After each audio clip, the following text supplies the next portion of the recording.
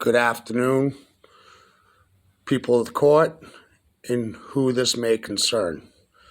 My name is Derek, D-E-R-E-K, Sanderson, S-A-N-D-E-R-S-O-N,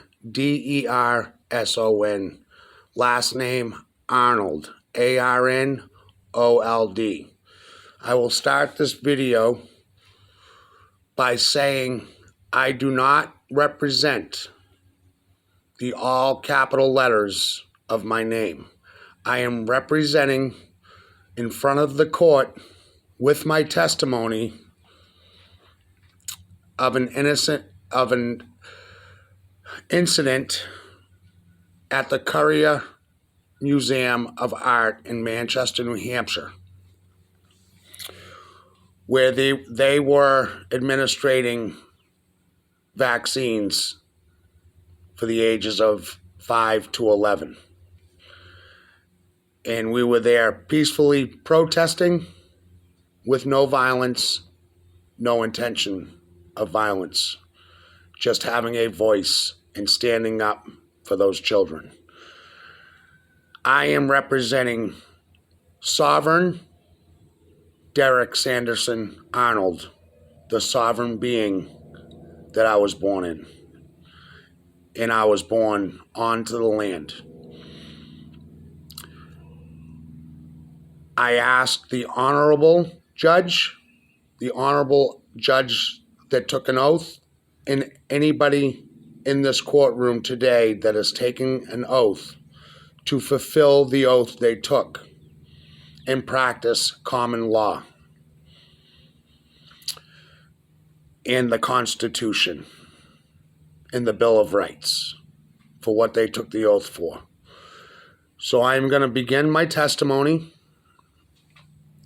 of this day that this occurred, November 11th, 2021, 11/11/2021.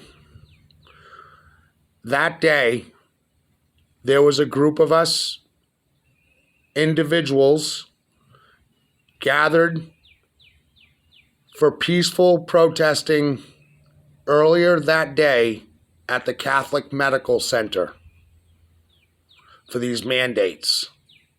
And I repeat, mandates. We were giving our God-given rights. And we stand by we the people, the Constitution, to protect and serve and preserve all freedom of humanity. After leaving Catholic Medical Center, and I did a previous video from that location, announcing that I would be over at the museum, the Currier Museum of Arts, to peacefully protest there and protect our children. So that video does have content in it that does mention the plan to go to the museum peacefully, patriotically, and lifting in prayer. Loud and proud. Not attacking and not threatening in any way, any shape of form. I left there by myself. Everybody that was with me on the corner at Catholic Medical Center got in their own vehicles, made their own choice, and went into their direction. Some ended up at the Currier Museum of Arts to peacefully protest and educate the true facts of what was in these experimental drugs. And children with no voice had no choice. So we as the adults, the teachers, the ones that have done our due diligence and research, were there to educate. And that's what we were there for. We weren't there to change minds. We were there to fill hearts and change hearts. That was my intention, and that was the intention of anybody that was standing with me to peacefully protest. Children first. I myself have live video, and I would expect that the court, the honorable court, would allow for discovery my videos to be shown to the court and all the people of the court. I am here under oath, under my God, letting the court and all the people of the court know my testimony is 100% truth and based on facts, and my videos will prove it. I was loud, I was proud, and I was firm. I did not trespass. None of us did. We stayed on public way, and we peacefully protested, and we educated. Through the time there, we had the Manchester police on video, and they were I made it very clear to them on video that there was no threatening, it was educating. I myself was not arrested, was not bothered. I have been in other places with some of those officers that were there. They know who I am. And we will call each and every one to the stand if need be. If this case even goes further than today.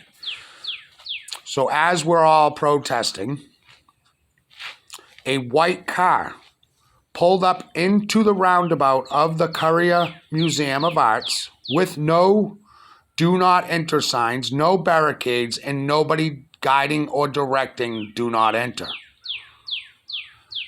An orange Jeep that none of us knew that were there at that peaceful protest, none of us knew the Jeep or who was in it. None of us until that day. The orange Jeep, which today we know is the defendant's, Bobby Wayne. Not sure if that's his real name, but that's how I know of him. And he's one of my friends and brothers today because of this day that we're discussing now. He pulled in the roundabout, followed the white car. They both went around twice. The white car then exited. The orange Jeep was following the white car to exit. The police allowed the white car to exit freely with no question, no stop, no wondering what they were doing in there. They immediately stepped in between the back of the white car as it left and in front of the orange Jeep, trying to leave peacefully without causing harm or danger to anyone. My assumption is because he had flags on his Jeep is why they targeted him. So when they pulled him over, I couldn't hear the words, so I can't give that testimony. The testimony that was told to me was they asked him to step out of the Jeep. His question to them was, why? Shortly after the police officer went up to his Jeep, the door opened. He was pulled physically out of his Jeep, thrown on the ground, lifted up after a little bit, put in handcuffs, and brought to jail. Some of us,